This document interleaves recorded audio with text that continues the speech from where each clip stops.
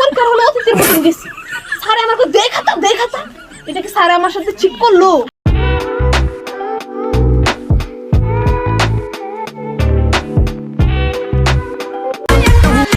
লাগে না কি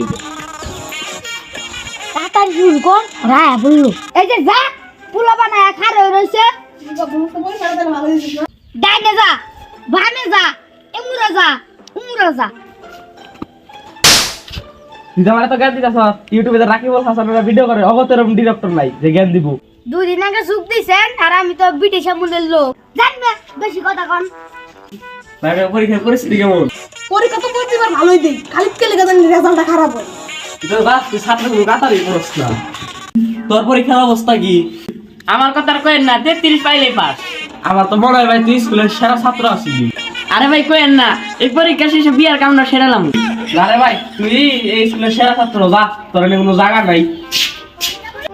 ওরা তো সবাই সেরা ছাত্র ছিল, এবার তোর পরীক্ষার খবর কি?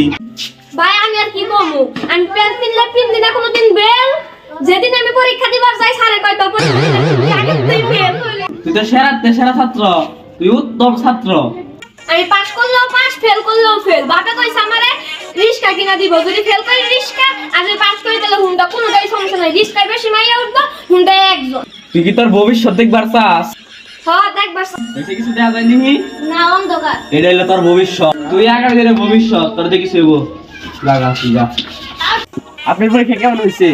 আমি তো জানি মেয়ে মানুষের পরীক্ষা খুব ভালো হয়।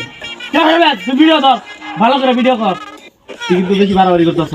আমি পরীক্ষার হলে অতিথির মতন গেছি। স্যার আমাকে দেখাতা এটা কি স্যার আমার সাথে চিট করলো? আপনার মতো যদি একটা সুন্দর মেয়ে আমার গাড়ি পড়তো বা আমি স্যার থাকতাম তাহলে আপনাকে আমি লিখে দিতাম। না আপনি থাকলে ভালোই হইতো।